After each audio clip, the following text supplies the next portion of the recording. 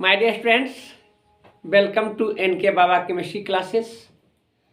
हम जो इस चैनल पर इंग्लिश मीडियम का जो क्लास ले रहे हैं वह क्वेश्चन बैंक है और क्वेश्चन बैंक 2018 है। पिछले क्लास में भी हमने 2018 के क्वेश्चन का ही प्रैक्टिस कराया था और इसमें बहुत सारे एरर है, बहुत जगह पर हमने गलतियां पाई हैं, रोजेनमुंड रिएक्शन में भी।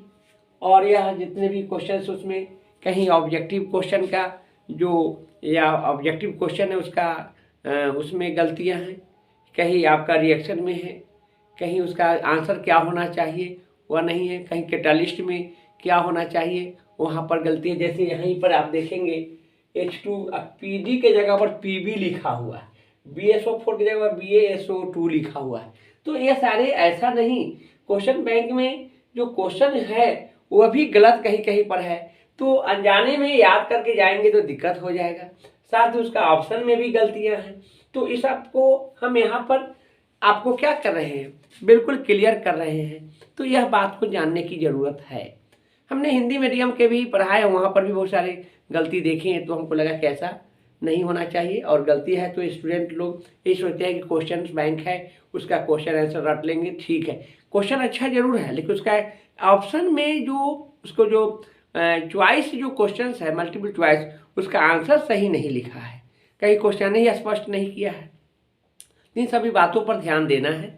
और साथ ही साथ 2018 के जो क्वेश्चन हम रखे हैं यह बहुत ही इम्पोर्टेंट क्वेश्चन सब है। जब एग्जामिनेशन हुई थी 2018 में बहुत सारे स्टूडेंट गड़बड़ा गए थे, मतलब रिजल्ट अच्छा नहीं आया था, तो कहीं ना कहीं उस लेवल क्वेश्चन का लेवल को अच्छा रखा था। तो आज हम जो आपको बतला रहे हैं 2018 क्वेश्चन इम्पोर्टेंट है, और कुछ इम्पोर्टेंट क्वेश्चन को ही हम लिए हैं, कुछ क्वेश्चन को इग्नोर भी किए हैं।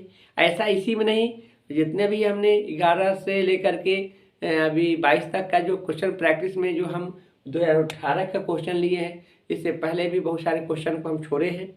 कारण यह है कि सब क्वेश्चन उतने इम्पोर्टेंट नहीं है, आपको इम्पोर्टेंट क्वेश्चन की प्रैक्टिस करना है, जो क्वेश्चन एग्जामिनेशन में उससे रिलेटेड या वही क्वेश्चन रहे।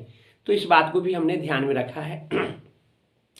चलिए आइए देखिए क्वेश्चन है, which of the following gives yellow or brown precipitate with alkaline Nessler reagent। Nessler reagent कहने का मतलब होता है पोटेशियम आयोडाइड। पोटेशियम आयोडाइड ही नेस्लर रिएजेंट है। तो यहाँ पर देखेंगे यह CO2 है, Na3 है, NaCl है, Ki है। Ki को पोटेशियम आयोडाइड कहते हैं, यही इसका आंसर होगा, याद रखेंगे। अच्छा क्वेश्चन है। नेक्स्ट है, organic compounds react with benzene sulfonyl chloride and product dissolves in aqueous sodium hydroxide NaOH. The compound is primary amine RNH2, secondary amine R2NH, tertiary amine R3N और D में all of these। तो यहाँ पर आप जानेंगे sulfonyl chloride के द्वारा जो आपको क्या कहते हैं, इस ऑर्गेनिक कंपाउंड्स को डिजॉल्व किया गया है, उससे आपको टर्शियरी एमीन 3 डिग्री एमीन प्राप्त होते हैं, यानी R3N होगा। इसका आंसर ये होगा, यह NCERT में लिखा हुआ है, एमीन चैप्टर से है और इसका टर्शियरी एमीन आंसर होगा, याद रखेंगे। अच्छा क्वेश्चन है। फिर एमीन से और क्वेश्चन यहाँ पर रखा है। नेक्स्ट क्वेश्चन है, a compound on hydrolysis gives 1 degree amine. The compound is anilide, amide, cyanide, none of these। तो एनिलाइड नहीं होंगे, एमाइड भी नहीं, एमाइड से है, एमाइड से प्राइमरी एमीन को बनाया जाता है, लेकिन हाइड्रोलाइज की बात होते हैं तो वहां पर साइनाइड है। यह एनसीईआरटी में ही लिखा हुआ है, आपका एमीन चैप्टर से है, इसका आंसर साइनाइड होगा। यही करेक्ट बातों को जानने की आवश्यकता है। नेक्स्ट है RCOX। देखिए RCOX कहीं कहीं क्लोरीन है, ये से 3-4 बार क्वेश्चन अभी तक में रिपीट किया गया है। रोजेनमुंड रिएक्शन होगा, यहाँ एसिड क्लोराइड की बात होता है, यहाँ एसिड हाइलाइड है, alkyl acid halide is react with hydrogen, यह प्लस H2 भी लिख सकते हैं, या कैटेलिस्ट के रूप में रखा गया है H2। और यहाँ पर जो क्वेश्चन बैंक में क्वेश्चन रखा है वो PB लिखा है, वो गलत है, PD होगा, NCERT में लिखा हुआ है। और क्या है BSO4 बेरियम सल्फेट, यहाँ भी गलत लिखा गया। क्या करते हैं, हीट करते हैं। तो यह रिएक्शन में बना कौन सी, एल्डिहाइड प्लस HX, यह रिएक्शन में दिया हुआ है। तो this reaction is known as Stephen's reaction और Cannizzaro's reaction, Rosenmund reaction, Hinsberg reaction. देखिए आप जानेंगे कि यह जो है एल्डिहाइड कीटोन और कार्बोक्सिलिक चैप्टर से लिया गया है और रोजेनमुंड रिएक्शन में ऐसा होता है। यह काफी इंपॉर्टेंट है, कई एक बार पूछा है।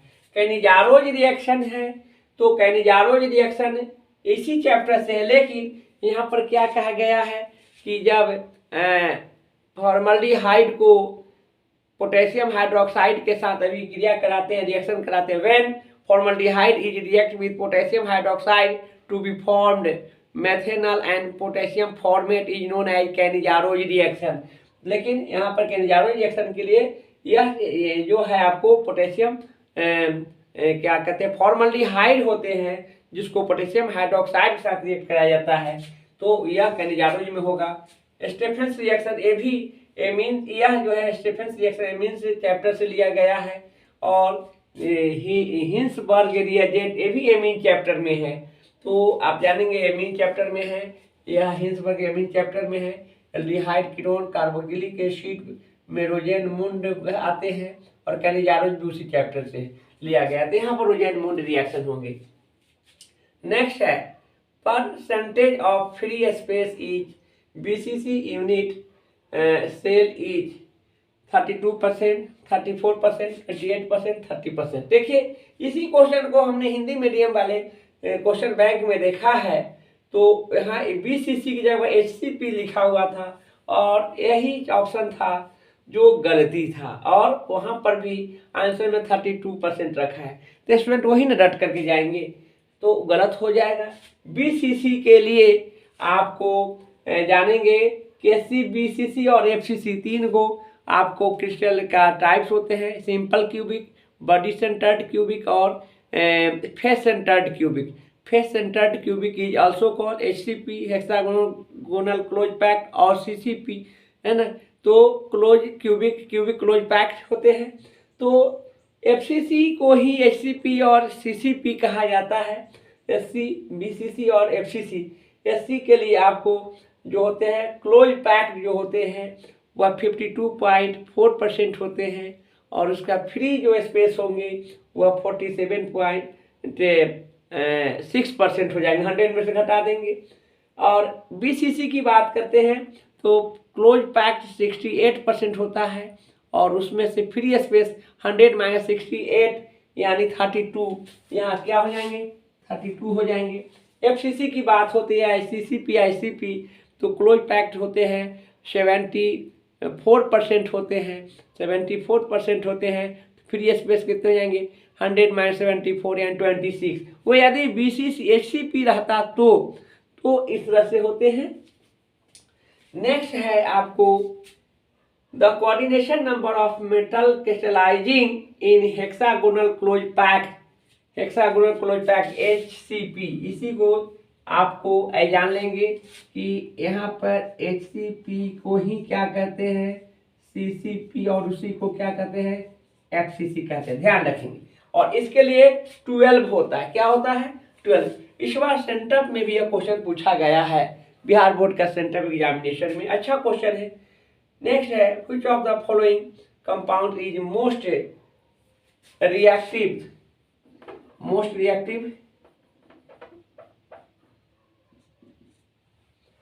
Towards nucleophilic reaction. यहाँ आएंगे एरोमेटिक कंपाउंड्स का होगा और एरोमेटिक कंपाउंड्स और में आपको होगा कीटोन से रिलेटेड होगा, यानी डाई मिथाइल कीटोन ये नहीं होंगे, एथेनॉल होंगे ये नहीं होंगे, बेंजाइल मिथाइल कीटोन याद करेंगे, यही इसका आंसर होगा। तो इस तरह से जो इम्पोर्टेंट क्वेश्चंस वगैरह हैं जो यहाँ पर हम तैयारी करा रहे हैं, आप लोग निर्भय होकर के विदाउट हेजिटेशन पढ़िए, क्वेश्चन आएगा। बहुत सारे क्वेश्चन को हमने प्रैक्टिस कराया है और इस तरह से कराते रहेंगे। इसको क्वेश्चन बैंक को हम पढ़ा लेंगे, उसके बाद मॉडल सेट में भी देखिएगा ना तो सेम टू क्वेश्चन है, तो इसमें कोई दिक्कत नहीं है। इसके बाद डिस्क्रिप्टिव क्वेश्चन की हम बात करेंगे। डिस्क्रिप्टिव में इम्पॉर्टेंट क्वेश्चन को भी हम लॉजिकली पढ़ा देंगे, जो आपको याद करने में कठिन नहीं होंगे। उसका अच्छा लैंग्वेज होगा, एनसीईआरटी का लैंग्वेज देंगे हम, अच्छे पैटर्न पर रहेगा।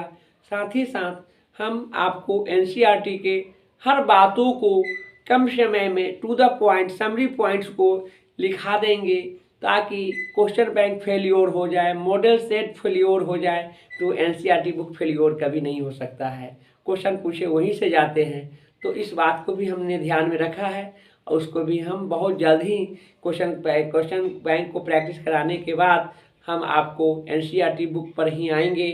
और 16 चैप्टर्स है टोटल। हम चैप्टर वाइज आपको ऑब्जेक्टिव उसमें से हम आपको बतला देंगे कौन कौन इम्पोर्टेंट है।